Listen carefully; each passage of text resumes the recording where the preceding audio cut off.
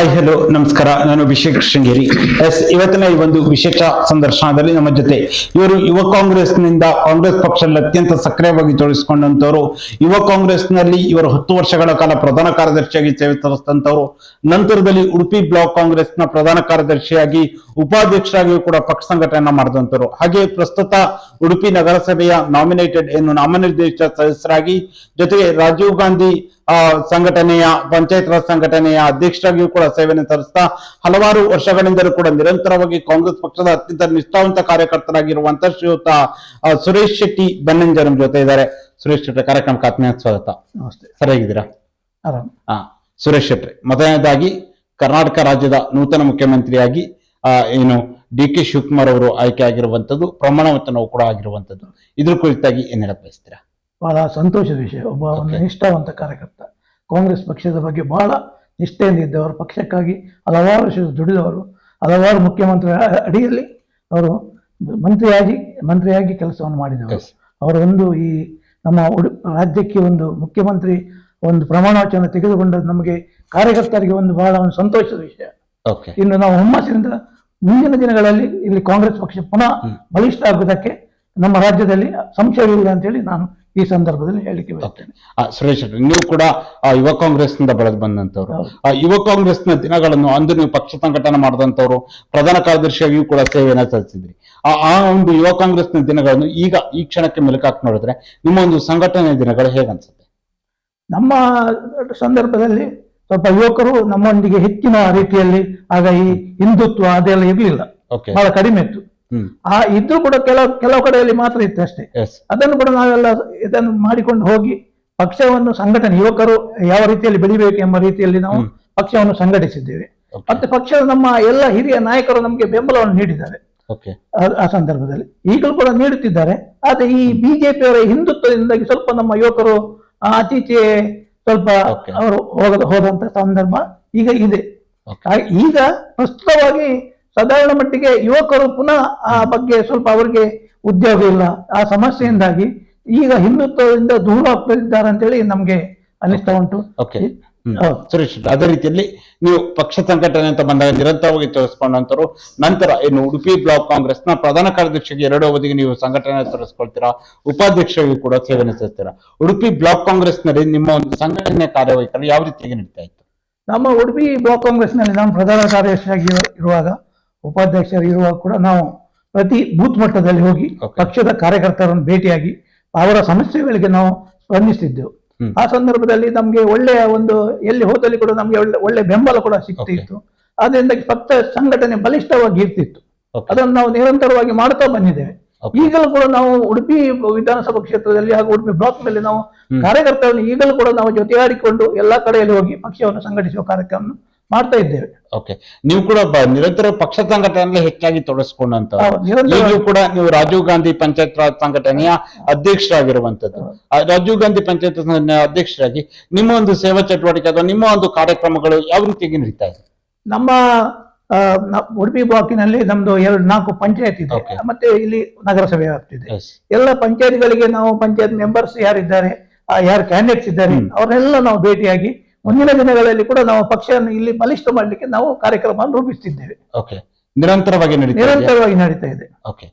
ಜೊತೆಯಲ್ಲಿ ಈಗ ನೀವು ಪ್ರಸ್ತುತ ಉಡುಪಿ ನಗರಸಭೆಯ ನಾಮಿನೇಟೆಡ್ ಸದಸ್ಯರಾಗಿರುವಂತದ್ದು.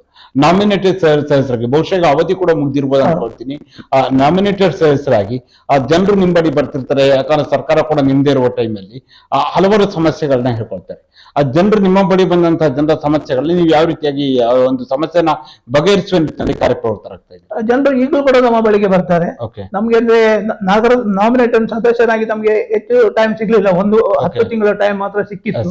ಅದರಲ್ಲಿ ನಾವು ತುಂಬಾ ಕೆಲಸ ಮಾಡಿದ್ದೇವೆ. ನಗರಸಭೆಯಲ್ಲಿ ಏನು ಬಿಜೆಪಿ ಆಡಳಿತ ಇತ್ತು, ನಮ್ಮ ಮೆಂಬರ್ಸ್ ತುಂಬಾ ಕಡಿಮೆ ಇದ್ರು. ಆದ್ರೂ ನಾವು ಅವರ ಎದುರು ಹೋರಾಟ ಮಾಡಿ ಅವರ ಏನೇನು ಇಲ್ಲಿಗಲ್ ಉಂಟು ಅದನ್ನೆಲ್ಲ ಎತ್ತಿ ತೋರಿಸಿ ನಾವು ಅಲ್ಲಿ ಹೋರಾಟ ಮಾಡಿದ್ದೇವೆ. ನಗರಸಭೆಯಲ್ಲಿ ಪ್ರಸ್ತುತವಾಗಿ ಏನು ನಗರಸಭೆಯ ಅಧಿವೇಶನ ಆಗ್ತದೆ ಅಲ್ಲಿ ನಾವು ಎದ್ದು ನಿಂತು ಅದರ ಬಗ್ಗೆ ಪ್ರಶ್ನಿಸಿ ಜನರ ಸಮಸ್ಯೆಗಳಿಗೆ ನಾವು ಸ್ಪಂದಿಸಿದ್ದೇವೆ. ಮತ್ತೆ ಮಳೆಗಾಲದಲ್ಲಿ ಇರ್ಬೋದು, ಬೇರೆ ಬೇರೆ ಒಳಚರಂಡಿ ವ್ಯವಸ್ಥೆ ಇರ್ಬೋದು, ಲೈಟಿನ ವ್ಯವಸ್ಥೆ ಇರ್ಬೋದು, ರಸ್ತೆಯ ವ್ಯವಸ್ಥೆ ಇರ್ಬೋದು, ಎಲ್ಲ ರೀತಿಯಲ್ಲಿ ನಾವು ನಗರಸಭೆಯಲ್ಲಿ ಅಧಿಕಾರಿಗಳನ್ನು ನಿರಂತರವಾಗಿ ಸಂಪರ್ಕದಲ್ಲಿ ಈಗಲೂ ಕೂಡ ಇದ್ದೇನೆ. ಜನರ ಕೆಲಸವನ್ನು ಈಗಲೂ ಕೂಡ ನಾನು ನಿರಂತರವಾಗಿ ಮಾಡ್ತಾ ಇದ್ದೇನೆ. ಓಕೆ. ಸುರೇಶ್ ಶೆಟ್ಟಿ, ಅದರ ಜೊತೆಲಿ ಈಗ ಕೇಂದ್ರ ಸರ್ಕಾರದ ಪೆಟ್ರೋಲ್ ವಿಚಾರ ಗೊತ್ತಿರುವಂತದ್ದು, ದಿನ ದಿನಕ್ಕೆ ಪೆಟ್ರೋಲ್ ಡೀಸೆಲ್ ಇಂಧನಗಳ ಬೆಲೆಯು ಕೂಡ ನಿರಂತರವಾಗಿ ಇರ್ತಿರುವಂತ. ಆದ್ರೆ ಎಲ್ಲೋ ಒಂದ್ ಕಡೆ ಆ ಕೇಂದ್ರ ಸರ್ಕಾರದ ಬೆಲೆ ಏರಿಕೆ ವಿರುದ್ಧ ಹೋರಾಟ ಮಾಡುವಲ್ಲಿ ರಾಜ್ಯ ಕಾಂಗ್ರೆಸ್ ಆಗಿರೋದು, ಉಡುಪಿ ಜಿಲ್ಲಾ ಕಾಂಗ್ರೆಸ್ ಸಂಪೂರ್ಣ ವಿಫಲವಾಗಿದೆ ಅನ್ನೋ ಮಾತಿದೆ, ಹೌದಾ? ಇಲ್ಲ, ಮೊನ್ನೆ ನಾವು ಇತ್ತೀಚೆಗೆ ಕಳೆದ ಶನಿವಾರದಂದು ಇಲ್ಲಿ ಉಡುಪಿಯಲ್ಲಿ ಒಂದು ಪಾದಯಾತ್ರೆ ಮಾಡಿ ನಾವು ದೊಡ್ಡ ರೀತಿಯಲ್ಲಿ ನಾವು ಇಲ್ಲಿ ಪ್ರತಿಭಟನೆಯನ್ನು ಅದರ ಬಗ್ಗೆ ಮಾಡಿದ್ದೇವೆ. ತುಂಬಾ ನಮ್ಮ ಕಾರ್ಯಕರ್ತರು ಆಗಮಿಸಿ ಅದರ ಬಗ್ಗೆ ಹೋರಾಟವನ್ನು ಮಾಡಿದ್ದೇವೆ. ಕೆಲವರನ್ನು ಪೊಲೀಸ್ನವರು ರಸ್ತೆ ತಡೆ ಮಾಡುವಾಗ ಪೊಲೀಸ್ನವರು ಹಿಡ್ಕೊಂಡು ಹೋಗಿ ಜೈಲಿಗೆ ಹಾಕಿದ ಕೂಡ ಇದೆ. ಹೌದು, ದೊಡ್ಡ ರೀತಿಯ ಕೇಂದ್ರ ಸರ್ಕಾರದ ನೀತಿಗಳ ವಿರುದ್ಧ ಜನರ ಗಮನ ಸೆಳೆಯುವ ನಿಟ್ಟಿನಲ್ಲಿ ಕಾಂಗ್ರೆಸ್ ಅವರು ವಿಫಲವಾಗ್ತಾ ಇದಾರ ಅಂತ. ಜನರ ಗಮನ ಸೆಳೆಯುವ ಬಗ್ಗೆ ನಾವೆಲ್ಲ ಏನು ಪಕ್ಷದ ನಾಯಕರುಗಳಿದ್ದಾರೆ ಎಲ್ಲಾ ರೀತಿಯ ನಾವು ಪ್ರತಿಭಟನೆಯನ್ನು ಮಾಡ್ತಾ ಇದ್ದೇವೆ. ಮತ್ತೆ ಎಲ್ಲಾ ಮಾಧ್ಯಮಗಳಿಗೂ ನಾವು ಅದನ್ನು ಹೇಳಿಕೆಯ ಮೂಲಕ ಜನರಿಗೆ ತಿಳಿಸುವಂತೆ ಮಾಡ್ತಾ ಇದ್ದೇವೆ. ಖಂಡಿತವಾಗಿ ಈ ಬಗ್ಗೆ ನಾವು ಕಾರ್ಯಪ್ರವೃತ್ತ ಮಾಡ್ತಾ ಇದ್ದೇವೆ. ಅದರ ಜೊತೆ ಇತ್ತೀಚೆಗೆ ದೇಶಾದ್ಯಂತ ಬಹಳ ದೊಡ್ಡ ಮಟ್ಟದ ಚರ್ಚೆಗೆ ಕಾರಣ ಆಗಿರುವಂತದ್ದು ನೀಟ್ ಪರೀಕ್ಷೆಲಾಗಿರುವಂತಹ ಒಂದೇನು ಪ್ರಶ್ನೆ ಪತ್ರಿಕೆ ಸೋರಿಕೆ ವಿಚಾರ ಬಹಳ ದೊಡ್ಡ ಮಟ್ಟದಲ್ಲಿ ಚರ್ಚೆಗೆ ಕಾರಣವಾಗಿರುವಂತದ್ದು. ವಿದ್ಯಾರ್ಥಿಗಳ ಭವಿಷ್ಯದ ಜೊತೆ ಆಟ ಆಡ್ತಾ ಇದೆಯಾ ಕೇಂದ್ರ ಸರ್ಕಾರ ಆಗಿರ್ಬೋದು, ಅದಕ್ಕೆ ಸಂಬಂಧಪಟ್ಟವರು ಅನ್ನುವ ಚರ್ಚೆ ಕೂಡ ಇರುವಂತದ್ದು. ಇದು ಕುರಿತಾಗಿ ಏನ್ ಹೇಳ್ತೀರಾ? ನೋಡಿ, ವಿದ್ಯಾರ್ಥಿಗಳ ಈ ನೀಟ್ ಎಕ್ಸಾಮಿನ ಬಗ್ಗೆ ಈ ಮೊನ್ನೆ ಮಾತ್ರ ಅಲ್ಲ, ಮೊನ್ನೆ ದೊಡ್ಡ ಮಟ್ಟದಲ್ಲಿ ಅದು ಒಂದು ಸ್ಕ್ಯಾಮ್ ಆಯ್ತು. ಇದರ ಹಿಂದೆ 3-4 ಬಾರಿ ಈ ಏನು ಪ್ರಶ್ನೆ ಪತ್ರಿಕೆ ಸೋರಿಕೆ ಆಗಿದೆ. ಆದ್ರೂ ಕೂಡ ನಮ್ಮ ಕೇಂದ್ರ ಸರ್ಕಾರವನ್ನು ಏನು ಆಡಳಿತ ಮಾಡುತ್ತಿರುವಂತಹ ಸನ್ಮಾನ್ಯ ನರೇಂದ್ರ ಮೋದಿ ಅವರ ಏನು ಸಂಪುಟದಲ್ಲಿರುವ ಒಂದು ಶಿಕ್ಷಣ ಸಚಿವ, ಮಾನವ ಸಂಪನ್ಮೂಲ ಸಚಿವರನ್ನು ಅವರು ಏಕೆ ಇನ್ನೂ ವಜಾ ಮಾಡಲಿಲ್ಲ? ಇಷ್ಟು ದೊಡ್ಡ ಸ್ಕ್ಯಾಮ್ ಅಕಸ್ಮಾತ್ CBSE ಇದ್ರ ಎಕ್ಸಾಮ್ ನಲ್ಲಿ ಕೂಡ ಅದರ ಬಗ್ಗೆ ಮಾರ್ಕ್ ಕೊಡೋದ್ರಲ್ಲಿ ಕೂಡ ಹೆಚ್ಚು ಕಡಿಮೆ ಆಗಿದೆ. ಮತ್ತೆ ಇನ್ನೊಂದು ಇದರಲ್ಲಿ ಕೂಡ ಅದು 2 ಗಂಟೆ ಲೇಟ್ ಆಗಿ ಎಕ್ಸಾಮ್, ಅದು ಕೂಡ ಸಮಸ್ಯೆ ಉಂಟಾಯಿತು. ಅಂದ್ರೆ ನಿರಂತರವಾಗಿ ಈ ಕೇಂದ್ರ ಶಿಕ್ಷಣ ಇಲಾಖೆಯಿಂದ ಯುವಕರಿಗೆ ನಮ್ಮ ವಿದ್ಯಾರ್ಥಿಗಳಿಗೆ ತುಂಬಾ ಅನ್ಯಾಯ ಆಗ್ತಾ ಉಂಟು. ಅದರ ಬಗ್ಗೆ ಕೇಂದ್ರ ಸರ್ಕಾರ ತಮ್ಮ ಬೋಧವೇ ಇಲ್ಲದಂತೆ ನಮ್ಮ ಮೋದಿಯವರು ಮಾಡ್ತಿದ್ದಾರೆ. ಈ ಬಗ್ಗೆ ಏಕೆ ಮಾಡ್ತಿದ್ದಾರೆ? ತಮ್ಮ ಸಂಪುಟದ ಒಂದು ಸಹೋದ್ಯೋಗಿ ಅವರನ್ನು ಕರೆದು ಅವರನ್ನು ವಜಾ ಮಾಡುವಂತಹ ಒಂದು ಇವರಿಗೆ ಆಗುದಿಲ್ಲವಂತೇಳಿ ನಾನು ಅವರನ್ನು ಪ್ರಶ್ನಿಸ್ತೇನೆ. ಅಂದ್ರೆ ಕೇಂದ್ರ ಸರ್ಕಾರದ ನೀತಿಯ ವಿರುದ್ಧ ನಿಮ್ಮ ಒಂದು ಹೋರಾಟಗಳಾಗಿರ್ಬೋದು, ಅಥವಾ ಜನರಿಗೆ ಅವರ ನೀತಿಯನ್ನ ಅಥವಾ ಕೇಂದ್ರ ಸರ್ಕಾರದ ಕೆಲವೊಂದು ಯೋಜನೆಗಳ ಕುರಿತಾಗಿ ಜನರ ಗಮನ ಸೆಳೆಯುವ ನಿಟ್ಟಿನಲ್ಲಿ ಅಥವಾ ಆ ಯೋಜನೆಗಳ ವೈಫಲ್ಯದ ವಿರುದ್ಧ ಯಾವ ರೀತಿಯಾಗಿ ಕೆಲಸಗಳನ್ನ ಮಾಡ್ತಾ ಇದ್ದೀರಾ? ನಾವು ಜನರ ಕೇಂದ್ರ ಸರ್ಕಾರದ ಏನು ವೈಫಲ್ಯವಿದೆ, ಬೆಲೆ ಏರಿಕೆ, ನಿರಂತರವಾಗಿ ಬೆಲೆ ಏರಿಕೆ 12 ವರ್ಷದಿಂದ ಕೇಂದ್ರ ಸರ್ಕಾರ ನಮ್ಮ ದೇಶದ ಜನರಿಗೆ ಮಾಡಿದ್ದು ಬೆಲೆ ಏರಿಕೆಯನ್ನು ಬಿಟ್ಟರೆ ಬೇರೆ ಯಾವುದನ್ನು ಮಾಡಲಿಲ್ಲ. ಇದರ ಬಗ್ಗೆ ನಾವು ನಿರಂತರವಾಗಿ ಜನರಿಗೆ ತಿಳಿಸುತ್ತಾ ಇದ್ದೇವೆ. ಇನ್ನು ಮುಂದಿನ ದಿನಗಳಲ್ಲಿ ಕೂಡ ನಾವು ನಮ್ಮ ಎಲ್ಲ ಸಂಘಟನೆ ಒಟ್ಟಾಗಿ ಈ ಬಗ್ಗೆ ನಾವು ಹೋರಾಟ ಮಾಡ್ತೇವೆ. ಸುರೇಶ್ ಶೆಟ್ಟಿ, ಅದರ ಜೊತೆಲಿ ಮುಂದಿನ ದಿನಗಳಲ್ಲಿ ಈಗಾಗಲೇ ನಿಮಗೆ ತಿಳಿದರು ನಿರಂತರವಾಗಿ ಪೆಟ್ರೋಲ್ ಡೀಸೆಲ್ ಇಂಧನಗಳ ಬೆಲೆ ಏರಿಕೆ ಆಗ್ತಿರುವಂತದ್ದು, ನೀಟ್ ಪರೀಕ್ಷೆಲ್ಲದಂತಹ ಸಮಸ್ಯೆ ಆಗಿರ್ಬೋದು, ಈ ವಿಚಾರಗಳನ್ನ ಇಟ್ಕೊಂಡು ಮುಂದಿನ ದಿನಗಳಲ್ಲಿ ಉಡುಪಿ ಆಗಿರುವುದು ಸುತ್ತಮುತ್ತಲ ಭಾಗದಲ್ಲಿ ಜನರಿಗೆ ಯಾವ ರೀತಿಯ ವಿಷಯಗಳನ್ನ ಮುಟ್ಟಿಸುವ ಕೆಲಸವನ್ನ ಮಾಡ್ತೀರಾ? ಮುಂದಿನ ದಿನಗಳಲ್ಲಿ ನಾವು ಈ ಬಗ್ಗೆ ಪ್ರತಿ ಬೂತ್ ಮಟ್ಟದಲ್ಲಿ ಹೋಗಿ ನಾವು ಸಭೆಯನ್ನು ಮಾಡಿ ಜನರಿಗೆ ಈ ಬಗ್ಗೆ ಕೇಂದ್ರ ಸರ್ಕಾರದ ಏನು ಬೆಲೆ ಏರಿಕೆ ನೀತಿ ಇದೆ, ಜನಸಾಮಾನ್ಯರನ್ನು ಯಾವ ರೀತಿ ಅವರು ನೋಡಿಕೊಳ್ಳುತ್ತಿದ್ದಾರೆ ಎಂಬ ಬಗ್ಗೆ ನಾವು ಜನಸಾಮಾನ್ಯರಿಗೆ ತಿಳಿಸುವಂತ ಕೆಲಸವನ್ನು ಮುಂದಿನ ದಿನಗಳಲ್ಲಿ ನಾವು ಉಡುಪಿ ವಿಧಾನಸಭಾ ಕ್ಷೇತ್ರದಲ್ಲಿ ನಮ್ಮ ನಾಯಕರ ಜೊತೆಗೂಡಿ ಹೋಗಿ ಅಲ್ಲಿ ನಾವು ಪ್ರತಿಭಟನೆ ಎಲ್ಲ ಜನರಿಗೆ ತಿಳಿಸುವಂತ ಒಂದು ಕಾರ್ಯಕ್ರಮವನ್ನು ನಾನು ಮಾಡುತ್ತೇವೆ. ಅದೇ ರೀತಿಯಲ್ಲಿ ಉಡುಪಿ ವಿಧಾನಸಭಾ ಕ್ಷೇತ್ರ ಅಂತ ಬಂದಾಗ ಇದೀಗ ಬಿಜೆಪಿಯಲ್ಲಿ ಶಾಸಕರು ಇರುವಂತದ್ದು, ನೀವು ಈಗ ಕಳೆದ 2-3 ಬಾರಿಗಳಿಂದ ಕಾಂಗ್ರೆಸ್ ಅವರು ಗೆಲ್ಲಕ್ಕೆ ಇಲ್ಲಿ ಸಾಧ್ಯ ಆಗದಿರುವಂತಹ ಒಂದು ಪರಿಸ್ಥಿತಿ ನಿರ್ಮಾಣವಾಗಿರುತ್ತೆ. ಬಹುಶಃ 2013ರಲ್ಲೇ ಕೊನೆ ಅನ್ಕೊಳ್ತೀನಿ ಕಾಂಗ್ರೆಸ್ನ ಶಾಸಕರಾದಂತವರು. ನಂತರ ದಿನಗಳಲ್ಲಿ ನಿಮ್ಗೆ ಇಲ್ಲಿ ಅವಕಾಶಗಳು ಸಿಕ್ಕಿಲ್ಲ. ಆ ನಂತರದಲ್ಲಿ ಮುಂದೆ ಬರ್ತಾ 2028 ವಿಧಾನಸಭೆ ಚುನಾವಣೆಗೆ ನಿಮ್ಮ ಒಂದು ಸಂಘಟನೆ ಯಾವ ರೀತಿಯಾಗಿ ನಡೀತಾ ಇದೆ? ನಮ್ಮ ಸಂಘಟನೆ ಈಗ ನಮ್ಮ ಬ್ಲಾಕ್ ಅಧ್ಯಕ್ಷರುಗಳು, ನಮ್ಮ ಏನು ಅಭ್ಯರ್ಥಿ ಇದ್ದಾರೆ ಪ್ರಸಾದ್ ರಾಜ್ ಕಾಂಚನ್ ಅವರ ನೇತೃತ್ವದಲ್ಲಿ ಎಲ್ಲ ನಮ್ಮ ಉಡುಪಿ ವಿಧಾನಸಭಾ ಕ್ಷೇತ್ರದ ಬ್ರಹ್ಮಾವರ ಇರ್ಬೋದು, ಬ್ಲಾಕ್ ಇರ್ಬೋದು, ಉಡುಪಿ ಬ್ಲಾಕ್ ಇರ್ಬೋದು, ಇಲ್ಲಿ ನಿರಂತರವಾಗಿ ಪಕ್ಷದ ಕಾರ್ಯಕರ್ತರನ್ನ ಸಭೆ ಕರೆದು ಎಲ್ಲ ಬೂತ್ ಮಟ್ಟಕ್ಕೆ ಹೋಗಿ ಎಲ್ಲ ಪಕ್ಷ ಸಂಘಟನೆ ಆಗ್ತಾ ಇದೆ. ಅದರಿಂದ ಈಗ ಹಿಂದಿನಕ್ಕಿಂತ ಜಾಸ್ತಿ ಕೂಡ ನಮ್ಗೆ ಪಕ್ಷದ ಜನಸಾಮಾನ್ಯರ ಬೆಂಬಲ ಸಿಗ್ತಾ ಇದೆ. ಮುಂದಿನ ದಿನಗಳಲ್ಲಿ ನಾವು 2028ರಲ್ಲಿ ನಮ್ಮ ಉಡುಪಿ ವಿಧಾನಸಭಾ ಕ್ಷೇತ್ರ ಖಂಡಿತವಾಗಿ ಕಾಂಗ್ರೆಸ್ ಪಕ್ಷದ ಅಭ್ಯರ್ಥಿ ಗೆದ್ದೇ ಗೆಲ್ತಾರೆ ಎಂಬ ಭರವಸೆ ನಮಗಿದೆ. ಅಂದ್ರೆ ಎಲ್ಲೋ ಅನ್ಕೊಂಡ್ರೆ ಬಿಜೆಪಿ ಉಡುಪಿಯನ್ನು ತನ್ನ ಭದ್ರಕೋಟೆಯಾಗಿ ಮಾಡ್ಕೊಂತ ಅನ್ನೋ ಪ್ರಶ್ನೆ ಇದೆ. ಈ ಭದ್ರಕೋಟೆಯನ್ನು ಹೊಡೆಯಲು ಸಾಧ್ಯ ಇದೆಯಾ ಕಾಂಗ್ರೆಸ್ ಕೈಲಿ? ಖಂಡಿತವಾಗಿಯೂ. ಯಾಕಂದ್ರೆ ಈಗ ಉಡುಪಿ ವಿಧಾನಸಭಾ ಕ್ಷೇತ್ರದಲ್ಲಿ 5 ಜನ MLAಗಳು ಬಿಜೆಪಿ ಇರುವಂತದ್ದು, MP ಬಿಜೆಪಿ, MLCಗಳು ಬಹುತೇಕ ಬಿಜೆಪಿ ಇರುವಂತದ್ದು. ಇಂತಹ ಸಂದರ್ಭದಲ್ಲಿ ಕಾಂಗ್ರೆಸ್ ಇಲ್ಲಿ ಸಂಘಟನೆ ಗಟ್ಟಿ ಮಾಡಲು ಆಗ್ತಾ ಇದೆಯಾ? ಅದೇ ನಾ ಹಿಂದೆ ಹೇಳಿದ ಹಾಗೆ ನಿಮ್ಗೆ ಇಲ್ಲಿ ಸ್ವಲ್ಪ ಹಿಂದುತ್ವದ ಅಲೆ ಇದೆ. ಆ ಹಿಂದುತ್ವದ ಅಲೆಯನ್ನು ನಾವು ಕಾಂಗ್ರೆಸ್ ಪಕ್ಷದ ಎಲ್ಲ ಮುಖಂಡರು, ನಮ್ಮ ನಾಯಕರುಗಳಿದ್ದಾರೆ, ಎಲ್ಲರೂ ಇಲ್ಲಿ ಇದಕ್ಕೆ ಮುತುವರ್ಜಿ ತೆಗೆದುಕೊಂಡು ಇದನ್ನು ಮುಂದಿನ ದಿನಗಳಲ್ಲಿ ನಮ್ಮ ಕಾಂಗ್ರೆಸ್ ಪಕ್ಷ ಇಲ್ಲಿ ಗೆಲ್ಲುವಂತಾಗಬೇಕು ಎಂಬ ಬಗ್ಗೆ ಅವರು ಕೂಡ ಈ ಬಗ್ಗೆ ಕಾರ್ಯವನ್ನು ಮಾಡ್ತಾ ಇದ್ದಾರೆ. ಅದರಿಂದಾಗಿ ಮುಂದಿನ ದಿನಗಳಲ್ಲಿ ಖಂಡಿತವಾಗಿ ಉಡುಪಿ ವಿಧಾನಸಭಾ ಕ್ಷೇತ್ರ ಮಾತ್ರ ಅಲ್ಲ, ಉಡುಪಿ ಜಿಲ್ಲೆಯಲ್ಲಿ ಕಾಂಗ್ರೆಸ್ ಪಕ್ಷ ಖಂಡಿತವಾಗಿ ಈ ಹಿಂದಿನ ಏನು ವೈಭವ ಉಂಟು ಅದನ್ನು ಖಂಡಿತ ಒಂದು ತರಲಿಕ್ಕೆ ನಾವೆಲ್ಲ ಶ್ರಮಿಸ್ತೇವೆ ಅಂತ ಹೇಳಿ ಈ ಸಂದರ್ಭದಲ್ಲಿ ನಾನು ಹೇಳ್ತೇನೆ. ಓಕೆ, ಯಾಕಂದ್ರೆ ಬಿಜೆಪಿಯ ಪ್ರಮುಖ ಅಸ್ತ್ರ ಹಿಂದುತ್ವದ ಹೆಸರಿನಲ್ಲಿ ಅವರು ಚುನಾವಣೆಯನ್ನು ಎದುರಿಸ್ತಾರೆ. ಹಿಂದುತ್ವ ಅವರ ಪ್ರಮುಖ ಅಜೆಂಡಾಗಳಲ್ಲಿ ಒಂದಾಗಿದೆ. ಬಿಜೆಪಿಯ ಹಿಂದುತ್ವ ಅಜೆಂಡಕ್ಕೆ ಕಾಂಗ್ರೆಸ್ ಹತ್ರ ಪ್ರತಿಷ್ಠೆ ಇಲ್ವಾ? ಕಾಂಗ್ರೆಸ್ ಪಕ್ಷದ ಪ್ರತಿಷ್ಠೆ ಏನಂದ್ರೆ ನಾವೆಲ್ಲ ಒಂದಾಗಿ ಒಟ್ಟಾಗಿ ಜನರ ಸಮಸ್ಯೆಗಳಿಗೆ ಸ್ಪಂದಿಸುವುದು, ಬಡ ಜನರ ಸಮಸ್ಯೆಗಳಿಗೆ ಸ್ಪಂದಿಸುವುದು, ವಿದ್ಯಾರ್ಥಿಗಳ ಸಮಸ್ಯೆಗೆ ಸ್ಪಂದಿಸುವುದು, ಮತ್ತೆ ಯುವಕರಿಗೆ ಏನು ಉದ್ಯೋಗ, ಈ ಬಗ್ಗೆ ನಾವು ನಿರಂತರವಾಗಿ ಕಾಂಗ್ರೆಸ್ ಪಕ್ಷ ಕಾರ್ಯಕ್ರಮ ಹಾಕಿಕೊಳ್ತಾ ಇದೆ. ಓಕೆ ಓಕೆ, ಅದೇ ರೀತಿ ಪ್ರಸಾದ್ ಕಾಂಚನ್ ಅವರು ಹಿಂದೆ 2023 ಅಭ್ಯರ್ಥಿಯಾಗಿದ್ರು. ಅವರು ಕೂಡ ನಿರಂತರವಾಗಿ ಈಗ ಸಂಘಟನೆಯಲ್ಲಿ ತೊಡಗಿಸಿಕೊಂಡಿದ್ದಾರೆ. ಪ್ರಸಾದ್ ಕಾಂಚನ್ ಅವರ ನೇತೃತ್ವದಲ್ಲಿ ನಿಮ್ಮೊಂದು ಸಂಘಟನೆ ಯಾವ ರೀತಿಯಾಗಿ ನಡೀತಾರೆ? ಪ್ರಸಾದ್ ರಾಜ್ ಕಾಂಚನ್ ಅವರ ನೇತೃತ್ವದಲ್ಲಿ ಮತ್ತೆ ನಮ್ಮ MP ಕ್ಯಾಂಡಿಡೇಟ್ ಜಯಪ್ರಕಾಶ್ ಹೆಗ್ಡೆ ಅವರಿದ್ದಾರೆ, ಅವರೆಲ್ಲ ನೇತೃತ್ವದಲ್ಲಿ ನಮ್ಮ ಒಂದು ಕಾರ್ಯಕ್ರಮ ಇಲ್ಲಿ ಒಳ್ಳೆ ರೀತಿಯಲ್ಲಿ ಜನರನ್ನು ಇಬ್ಬರು ನಾಯಕರು ಕೂಡ ಜನಸಾಮಾನ್ಯ ಯಾರು ಬಂದ್ರು ಕೂಡ ಅವರ ಕಷ್ಟಗಳಿಗೆ ಸ್ಪಂದಿಸಿ ಅಧಿಕಾರಿಗಳ ಹತ್ರ ಏನು ಕೆಲಸ ಆಗಬೇಕು ಎಲ್ಲ ಮಾಡಿಕೊಡ್ತಾ ಇದ್ದಾರೆ.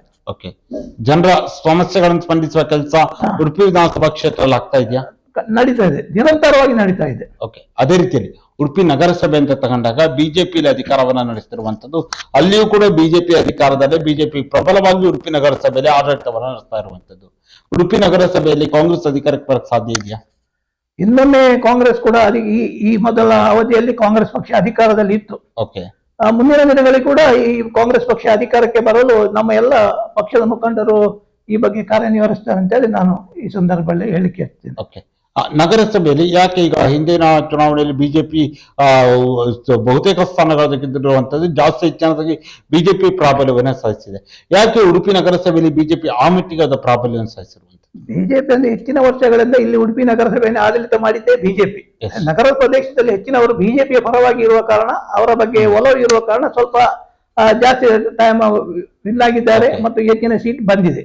ಅದೇ ಮುಂದಿನ ದಿನಗಳಲ್ಲಿ ಕೂಡ ಗ್ರಾಮಾಂತರದಲ್ಲಿ ಎಲ್ಲ ನಮ್ಮ ಪಕ್ಷದ ಕಾರ್ಯಕರ್ತರು ಎಲ್ಲ ಒಟ್ಟಾಗಿ ದುಡಿದ್ರೆ ಖಂಡಿತವಾಗಿ ಇಲ್ಲಿ ಉಡುಪಿ ನಗರಸಭೆಯಲ್ಲಿ ಕಾಂಗ್ರೆಸ್ ಪಕ್ಷ ಖಂಡಿತವಾಗಿ ಇಲ್ಲಿ ನಗರಸಭೆ ಆಡಳಿತ ನಡೆಸುವುದು ಖಚಿತ.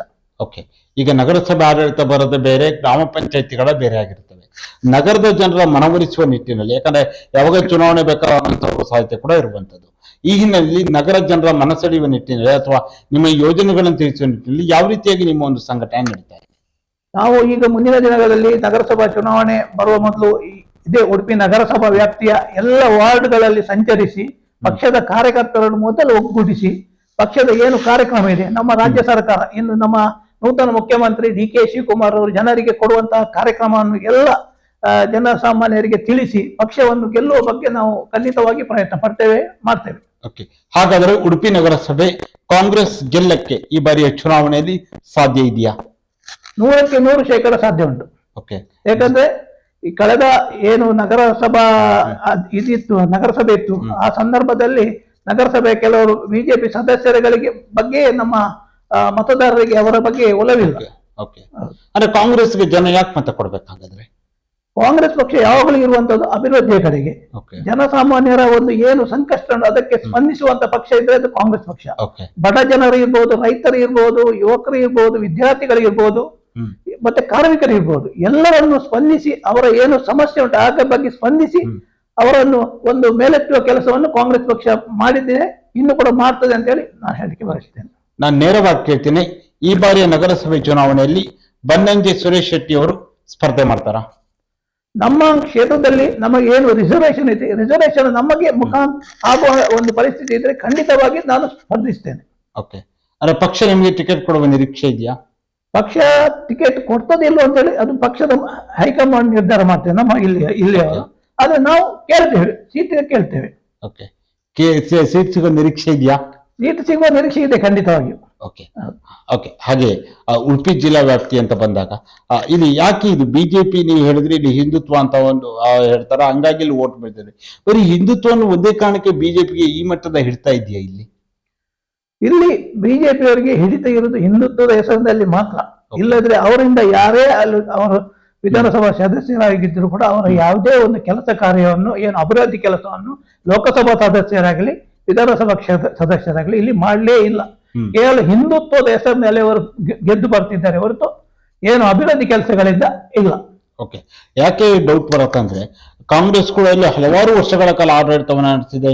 ಉಡುಪಿ ವಿಧಾನಸಭಾ ಕ್ಷೇತ್ರದ 5 ವಿಧಾನಸಭಾ ಕ್ಷೇತ್ರಗಳಲ್ಲೂ ಕೂಡ ಆಡಳಿತವನ್ನು ಮಾಡಿದೆ. ಇಲ್ಲಿ ಶಾಸಕರುಗಳಿದ್ದು, ದೊಡ್ಡ ದೊಡ್ಡ ನಾಯಕರುಗಳು ಕೂಡ ಇಲ್ಲಿ ಶಾಸಕರಾಗಿ ಸಚಿವರಾದಂತವ್ರು ಇದ್ದರು. ಆದ್ರೆ ಯಾಕೆ ಒಂದೇ ಹಂತದಲ್ಲಿ ಕಾಂಗ್ರೆಸ್ ತನ್ನ ನಾಯಕತ್ವ ಶಕ್ತಿ ಅಥವಾ ಸಂಘಟನಾ ಶಕ್ತಿಯನ್ನು ಕಳೆದುಕೊಳ್ತಾ ಬಂತ ಅಂತ? ಕಾಂಗ್ರೆಸ್ ಪಕ್ಷ ಸಂಘಟನೆಯಲ್ಲಿ ಏನು ಕಡಿಮೆ ಆಗ್ಲಿಲ್ಲ. ಪಕ್ಷದ ಎಲ್ಲ ಕಾರ್ಯಕರ್ತರನ್ನು ಒಟ್ಟಿಗೆ ತೆಗೆದುಕೊಂಡು ಹೋಗ್ತಾ ಇದೆ. ಆದ್ರೆ ಈ ಹಿಂದುತ್ವ ಎಜೆಂಡಾ ಬರುವಾಗ ಸ್ವಲ್ಪ ನಮ್ಮ ಯುವಕರು, ಹೊಸದಾಗಿ ಬಂದಂತ ಯುವಕರು ಸ್ವಲ್ಪ ನಮ್ಮ ಪಕ್ಷದಿಂದ ದೂರ ಇದ್ದ ಕಾರಣ ನಮ್ಗೆ ಇಲ್ಲಿ ಗೆಲ್ಲಲಿಕ್ಕೆ ಸ್ವಲ್ಪ ಕಷ್ಟ ಆಗಿದೆ. ಈಗ ಅವರನ್ನು ಕೂಡ ನಾವು ಮನವೊಲಿಸಿ ಪಕ್ಷಕ್ಕೆ ಬೆಂಬಲಿಸುವಂತಹ ಕಾರ್ಯಕ್ರಮವನ್ನು ನಮ್ಮ ನಾಯಕರುಗಳು ಮಾಡುತ್ತಿದ್ದಾರೆ. ಅಂದ್ರೆ ಯುವಶಕ್ತಿ ಅನ್ನುವಂಥದ್ದು ಕೂಡ ಉಡುಪಿಯಲ್ಲಿ ಹೆಚ್ಚಿನ ಸಂಖ್ಯೆಯಲ್ಲಿ ಇದ್ದಾರೆ. ಅವರ ಮತಗಳು ಅತ್ಯಂತ ಬಹಳ ಪ್ರಮುಖದ ಪಾತ್ರವನ್ನು ವಹಿಸುತ್ತೆ. ನೀವು ಹೇಳಿದ್ರೆ ಅವರು ಬಿಜೆಪಿಯವರ ಜೊತೆ ಇದ್ದಾರೆ ಅನ್ನೋ ಮಾತನ್ನ ಹೇಳ್ತಾ ಇದ್ದೀರಾ, ಹಿಂದುತ್ವ ಕಾರಣಕ್ಕೆ ಅನ್ನುವ ವಿಚಾರ ಇಟ್ಕೊಂಡು. ಹಿಂದುತ್ವದ ವಿಚಾರಧಾರೆಯಲ್ಲಿ ಬಿಜೆಪಿ ಪರ ಇರುವಂತಹ ಯುವಕರನ್ನು ಸೆಳೆಯುವ ನಿಟ್ಟಿನಲ್ಲಿ ಕಾಂಗ್ರೆಸ್ ಯಾವ ರೀತಿಯಾಗಿ ಕಾರ್ಯಪ್ರವೃತ್ತವಾಗಿದೆ? ಈಗಲೂ ಕೂಡ ನಾವು ಕಾಂಗ್ರೆಸ್ ಪಕ್ಷದವರು ನಾನು ಆಗ್ಲೇ ಹೇಳಿದಾಗೆ ನಮ್ಮ ಪ್ರಸಾದ್ ರಾಜ್ ಕಾಂಚನ್, ಮಾನ್ಯ ಜಯಪ್ರಕಾಶ್ ಹೆಗಡೆ ಅವರು ಈಗ ಯುವಕರ ಕಾರ್ಯ ಏನು ಬರ್ತಾರೆ, ಯುವಕರ ಬಗ್ಗೆ ಅವರ ಏನು ಬೇಡಿಕೆ ಇದೆ ಅದಕ್ಕೆಲ್ಲ ಸ್ಪಂದಿಸಿ ಎಲ್ಲ ಒಳ್ಳೆ ಕೆಲಸವನ್ನು ಮಾಡ್ತಿದ್ದಾರೆ. ಮುಂದಿನ ದಿನಗಳಲ್ಲಿ ಅವರಿಗೆ ಏನು ಉದ್ಯೋಗ ಅವಕಾಶ, ಯುವಕರಿಗೆ ಮುಖ್ಯವಾಗಿ ಬೇಕಾದ ಉದ್ಯೋಗ ಅವಕಾಶ, ಅದನ್ನು ಕೂಡ ಮಾಡುವಂತಹ ಕೆಲಸವನ್ನು ನಮ್ಮ ನಾಯಕರು ಮಾಡ್ತಿದ್ದಾರೆ.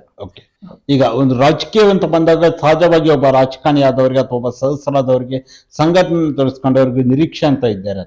ಹಾಗೆ ಬನ್ನಂಜೆ ಸುರೇಶ್ ಶೆಟ್ಟರು ರಾಜಕೀಯವಾಗಿ ಏನ್ ನಿರೀಕ್ಷೆ ಇಟ್ಕೊಂಡಿದ್ದೀರಾ? ನಮ್ಗೆ ರಾಜಕೀಯವಾಗಿ ನಿರೀಕ್ಷೆ ಇರುವಂತಹದ್ದು ಮುಂದಿನ ದಿನಗಳಲ್ಲಿ ನಮಗೆ ಉಡುಪಿಯಲ್ಲಿ ಕಾಂಗ್ರೆಸ್ ಪಕ್ಷ ಗೆದ್ದು ಬರಬೇಕು. ರಾಜ್ಯದಲ್ಲಿ ನಮ್ಮ ಕಾಂಗ್ರೆಸ್ ಪಕ್ಷ ಅಧಿಕಾರದಲ್ಲಿ ಇರಬೇಕು. ಕೇಂದ್ರದಲ್ಲಿ ರಾಹುಲ್ ಗಾಂಧಿ ಅವರು ಪ್ರಧಾನಮಂತ್ರಿ ಆಗಬೇಕು ಎಂಬುದು ನಮ್ಮದೊಂದು ನಿರೀಕ್ಷೆ. ಅಂದ್ರೆ ವೈಯಕ್ತಿಕವಾಗಿ ಸುರೇಶ್ ಶೆಟ್ಟರಿಗೆ ವೈಯಕ್ತಿಕವಾಗಿ ನಮ್ಮ ನಿರೀಕ್ಷೆ ಇಷ್ಟೇ, ನಾವು ಏನು ಹೇಳಲಿಕ್ಕೆ ಸಾಧ್ಯ ಇಲ್ಲ.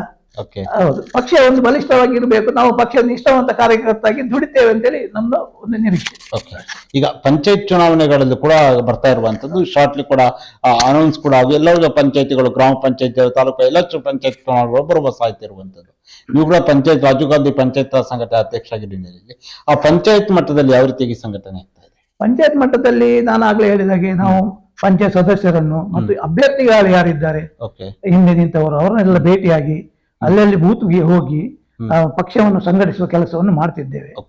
ನಿರಂತರವಾಗಿ ಅದನ್ನು ಮುಂದಿನ ದಿನಗಳಲ್ಲಿ ಚುನಾವಣೆ ಬರುವಕ್ಕಿಂತ ಮೊದಲು ನಾವು ಎಲ್ಲ ರೀತಿಯಲ್ಲಿ ಹೋಗಿ ಅಲ್ಲಿ ಪಕ್ಷವನ್ನು ಸಂಘಟಿಸಿ ಪಕ್ಷದ ಗೆಲ್ಲುವ ಅಭ್ಯರ್ಥಿಗೆ ನಾವು ಅವರಿಗೆ ಬೆಂಬಲಿಸಿ ಅವರನ್ನು ಗೆಲ್ಲುವಾಗೆ ನಾವು ಪಕ್ಷದ ನಾಯಕರು ಮತ್ತು ಅವರ ಜೊತೆಗೂಡಿ ನಾನು ಕೂಡ ಹೋಗಿ ಅಲ್ಲಿ ಕೆಲಸವನ್ನು ಮಾಡಿ ಪಕ್ಷ ಗೆಲ್ಲುವಂತಹ ಒಂದು ಕಾರ್ಯಕ್ರಮವನ್ನು ನಾವು ರೂಪಿಸ್ತೇವೆ. ಸುರೇಶ್ ಶೆಟ್ರೆ, ಹಾಗೆ ಮುಂದಿನ ದಿನಗಳಲ್ಲಿ ಕೇಂದ್ರ ಸರ್ಕಾರ ಆಗಿರೋದು ಬಿಜೆಪಿ ವಿರುದ್ಧ, ಇಲ್ಲಿನ ಸ್ಥಳೀಯ ಶಾಸಕರ ವಿರುದ್ಧ ಆಗಿರ್ಬೋದು, ಸ್ಥಳೀಯ ವ್ಯವಸ್ಥೆ ವಿರುದ್ಧ ನಿಮ್ಮೊಂದು ಹೋರಾಟಗಳು ಯಾವ ರೀತಿಯಾಗಿ ನಡೆಯುತ್ತೆ? ಮುಂದಿನ ದಿನಗಳಲ್ಲಿ ನಾವು ಈ ರೀತಿ ಹೇಳಿದಾಗೆ ಅವರ ಏನು ಬೆಲೆ ಏರಿಕೆ ನೀತಿ ಇದೆ, ವಿದ್ಯಾರ್ಥಿಗಳ ಬಗ್ಗೆ ಅವರು ತೆಗೆದುಕೊಂಡ ಏನು ಕಾರ್ಯಕ್ರಮಗಳಿವೆ, ಹಾಗೆ ಉಡುಪಿ ನಮ್ಮ ರಾಜ್ಯದಲ್ಲಿ ಕೂಡ ಬಿಜೆಪಿಯವರು ಉಡುಪಿ ನಮ್ಮ ಶಾಸಕರು ಕೂಡ ಏನು ಅಭಿವೃದ್ಧಿ ಕೆಲಸ ಮಾಡದೆ ಕೇವಲ ಕಾಂಗ್ರೆಸ್ ಪಕ್ಷವನ್ನು ದೂಷಿಸ್ತಾ ಇರ್ತಾರೆ. ಅದರ ವಿರುದ್ಧವಾಗಿ ನಾವು ಕೂಡ ಪ್ರತಿಭಟನೆ ಮಾಡುವುದು, ಇಲ್ಲದ್ರೆ ಅವರು ಏನು ಹೇಳಿಕೆ ಕೊಡ್ತಾರೆ ಅದಕ್ಕೆ ವಿರುದ್ಧ ಹೇಳಿಕೆಯನ್ನು ಕೊಟ್ಟು ಜನರಿಗೆ ಅವರು ಮಾಡುವಂತ ಏನು ಕೆಲಸ ಇದೆ ಅವರನ್ನು ತಿಳಿಸುವಂತ ಕೆಲಸವನ್ನು ನಾವು ಮಾಡ್ತೇವೆ. ಮುಂದಿನ ದಿನಗಳಲ್ಲಿ 2028 ವಿಧಾನಸಭಾ ಚುನಾವಣೆಯಲ್ಲಿ ಉಡುಪಿ ವಿಧಾನಸಭಾ ಕ್ಷೇತ್ರದಲ್ಲಿ ಕಾಂಗ್ರೆಸ್ ಗೆಲ್ಲುವ ವಿಶ್ವಾಸ ಇದೆಯಾ? 100ಕ್ಕೆ 100% ಇದೆ. ಜನರು ಕೈ ಹಿಡಿತಾರ? ಖಂಡಿತವಾಗಿ ಈ ಬಾರಿ ಜನರು ಕೈ ಹಿಡಿತಾರೆ ಎನ್ನುವ ಭಾವನೆ ನಮ್ಮಲ್ಲಿ ಇದೆ. ಅಂದ್ರೆ ಕಾಂಗ್ರೆಸ್ ಪಕ್ಷದ ಬಗ್ಗೆ ಒಲವು ನಮ್ಮ ಜನರಿಗೆ ಇದೆ. ಅದು ಕೂಡ ನಮ್ಮ DK ಶಿವಕುಮಾರ್ ಅವರು ಈಗ ಮುಖ್ಯಮಂತ್ರಿಯಾಗಿ ಅಧಿಕಾರ ವಹಿಸಿಕೊಂಡಿದ್ದಾರೆ. ಅವರ ಬಗ್ಗೆ ಇಲ್ಲಿನ ಕರಾವಳಿಯಲ್ಲಿ ಹೆಚ್ಚಿನ ಯುವಕರು ಕೂಡ ಅವರನ್ನು ಬೆಂಬಲಿಸಿದ್ದಾರೆ. ಅದರಿಂದಾಗಿ ನಮ್ಮ ಪಕ್ಷ ಉಡುಪಿ ಜಿಲ್ಲೆಯಲ್ಲಿ, ಉಡುಪಿ ವಿಧಾನಸಭಾ ಕ್ಷೇತ್ರ ಮಾತ್ರ ಅಲ್ಲ, ಉಡುಪಿ ಜಿಲ್ಲೆಯಲ್ಲಿ ಕೂಡ ನಾವು ಮುಂದಿನ ದಿನಗಳಲ್ಲಿ 5ಕ್ಕೆ 5 ಸ್ಥಾನವನ್ನು ಗೆಲ್ಲುತ್ತೇವೆ ಎನ್ನುವ ಒಂದು ಭರವಸೆ ನನಗಿದೆ. ಬನ್ನಂಜೆ ಸುರೇಶ್ ಶೆಟ್ಟಿ, ಕೊನೆಯದಾಗಿ ನಿಮ್ಮ ಒಂದು ಸಂಘಟನೆ ಆಗಿರ್ಬೋದು, ಮುಂದೆ ಬರ್ತಿರುವ ಚುನಾವಣೆಗಳು, ಹೋರಾಟ ಎಲ್ಲ ವಿಚಾರಗಳ ಕುರಿತಾಗಿ ಕೊನೆಯದಾಗಿ ಏನ್ ಹೇಳಕ್ ಬಯಸ್ತೀರಾ? ನಾನು ಹೇಳುವುದಿಷ್ಟೇ, ನಮ್ಮ ಕಾಂಗ್ರೆಸ್ ಪಕ್ಷ ಒಂದು ಜನಸಾಮಾನ್ಯರ ಒಳಿತಿಗಾಗಿ ಇರುವಂತಹ ಕಾಂಗ್ರೆಸ್ ಪಕ್ಷ. ನಿಮ್ಮ ಜನಸಾಮಾನ್ಯರ ಕಷ್ಟ ಕಾರ್ಪಣ್ಯಗಳಿಗೆ ಸ್ಪಂದಿಸಿ ಇದ್ದೆ ಅದು ಕಾಂಗ್ರೆಸ್ ಪಕ್ಷ ಮಾತ್ರ. ಈ ಹಿಂದೆ ಕೂಡ ಇಂದಿರಾ ಗಾಂಧಿ ಕಾಲದಲ್ಲಿ ಕೂಡ ನಾವು ಬಡವರ ಬಗ್ಗೆ, ಕಾರ್ಮಿಕರ ಬಗ್ಗೆ, ರೈತರ ಬಗ್ಗೆ ಒಲವು ಹೊಂದಿದಂತ ಕಾಂಗ್ರೆಸ್ ಪಕ್ಷ. ಅದರಿಂದಾಗಿ ನಮ್ಮ ಜನಸಾಮಾನ್ಯರು ಮುಂದಿನ ದಿನಗಳಲ್ಲಿ ಬಿಜೆಪಿಯ ಏನು ಅಪಪ್ರಚಾರ ಇದ್ದರೂ ಅದಕ್ಕೆ ತಲೆ ಕೊಡದೆ ಕಾಂಗ್ರೆಸ್ ಪಕ್ಷದ ಅಭ್ಯರ್ಥಿಗೆ ಮತವನ್ನು ಕೊಟ್ಟು ಕಾಂಗ್ರೆಸ್ ಪಕ್ಷವನ್ನು ಗೆಲ್ಲಿಸುವಂತಹ ಒಂದು ಕಾರ್ಯಕ್ರಮವನ್ನು, ಕೆಲಸವನ್ನು ಮಾಡಬೇಕಾಗಿ ನಾನು ಎಲ್ಲರಲ್ಲಿ ಕೂಡ ಕೈ ಮುಗಿದು ಬೇಡ್ಕೊಳ್ತೇನೆ. ಸುರೇಶ್ ಶೆಟ್ಟಿ, ಇದುವರೆಗೆ ಈ ಒಂದು ಸಂದರ್ಶನ ಭಾಗವಹಿಸಿ ಯುವ ಕಾಂಗ್ರೆಸ್ನಿಂದ ನೀವು ಬೆಳೆದು ಬಂದ ಹಾದಿಯಾಗಿರ್ಬೋದು, ಉಡುಪಿ ಬ್ಲಾಕ್ ಕಾಂಗ್ರೆಸ್ನ ಪ್ರಧಾನ ಕಾರ್ಯದರ್ಶಿಯಾಗಿ, ಉಪಾಧ್ಯಕ್ಷರಾಗಿ ನಿಮ್ಮ ಒಂದು ಸಂಘಟನೆ ಆಗಿರ್ಬೋದು, ನಾಮಿನಿ ಸದಸ್ಯರಾಗಿ ಯಾವ ರೀತಿಯಾಗಿ ಹೇಗೆ ನೀವು ಕೆಲಸ ಕಾರ್ಯಗಳನ್ನ ಮಾಡ್ತಾ ಇದ್ರಿ, ಜೊತೆಲಿ ಪಂಚಾಯತ್ ರಾಜ್ ಸಂಘಟನೆಯ ಏನು ಅಧ್ಯಕ್ಷರಾಗಿ ನಿಮ್ಮ ಒಂದು ಪಕ್ಷ ಸಂಘಟನೆ ಆಗಿರ್ಬೋದು, ಹಾಗೆ ಉಡುಪಿ ವಿಧಾನಸಭಾ ಕ್ಷೇತ್ರದಲ್ಲಿ ನಿಮ್ಮ ಹೋರಾಟಗಳು ಯಾವ ರೀತಿಯಾಗಿ ನಡೀತಾ ಇದೆ, ಕೇಂದ್ರ ಸರ್ಕಾರದ ನೀತಿಯ ವಿರುದ್ಧ ನಿಮ್ಮ ಒಂದು ಪ್ರತಿಭಟನೆ ಆಗಿರ್ಬೋದು, ನಿಮ್ಮ ಒಂದು ಸಂಘಟನೆ, ಮುಂದೆ ಬರ್ತಿರುವಂತಹ ಚುನಾವಣೆಗಳ ವಿಚಾರ, ಎಲ್ಲ ವಿಚಾರಗಳ ಕುರಿತಾಗಿ ಸುದೀರ್ಘವಾದ ಚರ್ಚೆಯಲ್ಲಿ ಭಾಗವಹಿಸಿದ್ದಕ್ಕಾಗಿ ನಮ್ಮ ಸೈರಿ ಸಮಾಚಾರ ತಂಡದ ವತಿಯಿಂದ ನಿಮಗೆ ಹೃತ್ಪೂರ್ವಕ ಧನ್ಯವಾದಗಳು. ನಮಸ್ತೆ ಸರ್. ನೋಡಿದ್ರಲ್ಲ ವೀಕ್ಷಕರೇ, ಇದು ಉಡುಪಿ ಏನು ಬ್ಲಾಕ್ ಕಾಂಗ್ರೆಸ್ನ ರಾಜೀವ್ ಗಾಂಧಿ ಪಂಚಾಯತ್ ರಾಜ್ ಸಂಘಟನೆಯ ಅಧ್ಯಕ್ಷರು, ಹಾಗೆಯೇ ಏನು ಉಡುಪಿ ನಗರಸಭೆಯ ನಾಮನಿರ್ದೇಶಿತ ಸದಸ್ಯರು ಆಗಿರುವಂತಹ ಶ್ರೀಯುತ ಬನ್ನಂಜೆ ಸುರೇಶ್ ಶೆಟ್ಟಿ ಅವರ ಜೊತೆಗಿನ ವಿಶೇಷ ಸಂದರ್ಶನ. ನಮಸ್ಕಾರ.